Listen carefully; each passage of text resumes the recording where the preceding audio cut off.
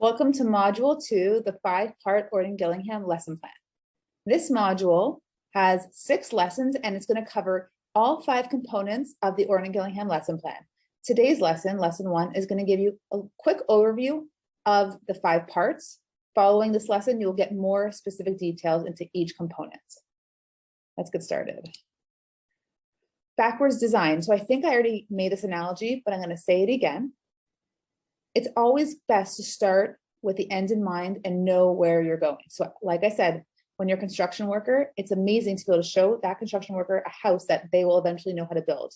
Of course, the first day on the job, they will not know how to do that, but it's very exciting and rewarding to know that that will be the end product. So I'm showing you this lesson plan just so you see what you'll be able to do by the end of this course.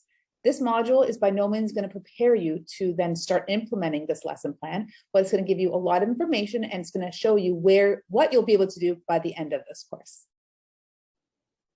So part 1 are drills. There are 4 important drills.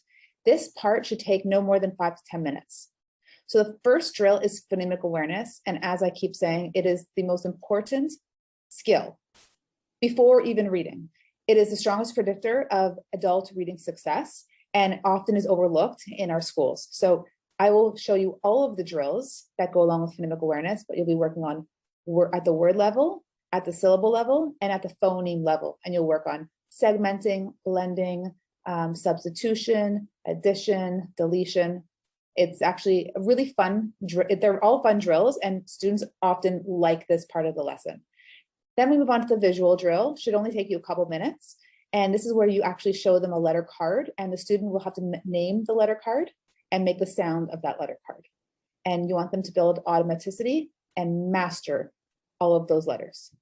The auditory drill is a little bit, it's almost the opposite of the visual drill. Instead of showing them a visual of the letter card, you're going to present them with a sound auditorily. And then they have to say the letter, the name of the letter.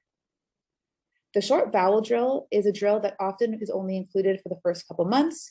This is when and if your student does not know their short vowel sounds accurately and have not mastered it yet, even if they make a few errors here and there, this drill is important because often if a child will make errors between the E and the I or the A and the U, reading becomes very difficult. These sounds are very similar, yet they make all the difference when reading words.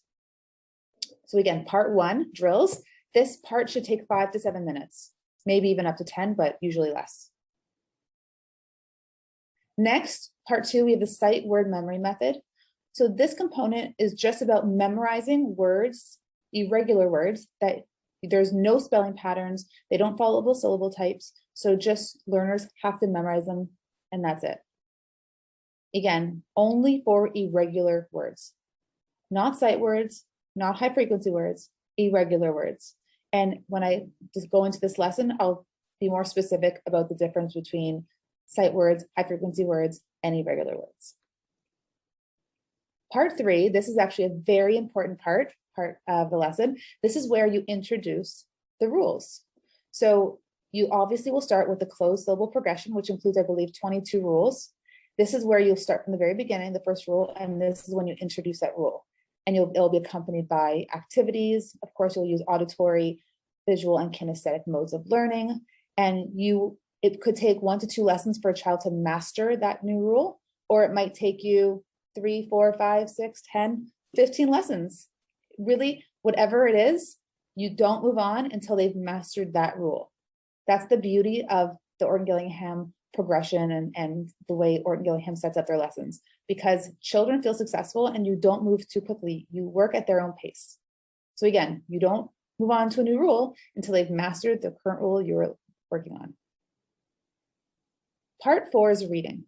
Reading takes up a little more time, maybe 10 to 15 minutes, depending. There's 4 components to reading. There's first blending. So blending is using a blending board, maybe letter cards. You could even use slides, which I'll provide you with. And that's just blending consonants and vowels together to read words. Next, we have word reading. So you'll present the students with words using magnetic letters or letter cards, or however you really want to present it. They read those words. You always are teaching by the rule that they're currently working on. Then they'll be reading sentences. You'll have written a couple sentences, 2 to 4 sentences, and they have to read them Again, the only word that would be included in those sentences are words that they can read and the rules that you've currently taught. And then finally, you'll have them read a text or a passage, and you'd only use decodable texts. Again, later on in this module, I will go over each component in a lot of detail, and everything will be accompanied by video demonstrations. Finally, we have the writing portion. This also will take 10 minutes or so, maybe. You start off with spell tapping. So you actually tap with your fingers. It's very cool. Kids often like this. Then you'll move on to spelling with letters. So you'll have magnetic letters or letter cards, however you want to set it up. And the child will just put the letters and spell words using those letters. You could use stamps. You could even use the computer. Then you'll move on to printing. So it'll actually be printing words, right? With a pencil or a marker or a pencil crayon or boogie board, however you want to do it, but they'll be printing words. And then they'll be printing sentences, writing sentences. Again, the sentences will be based on the current rule you are teaching and working on and previously mastered rules. There's also an editing component. It's called chops, and that's part of the sentence writing component.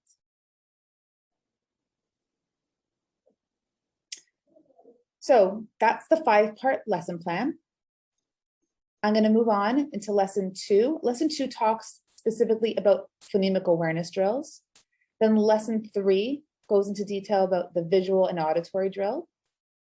Lesson 4 is a sight word study method. Lesson 5 is introducing new rules. Lesson 6 is going to go more into detail about the reading portion. And then lesson 7 goes into the writing portion in a lot more detail.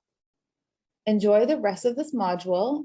And if you have any questions, concerns, please email me anytime, reach out to me, and I'll get back to you within 24 hours. Thanks for joining.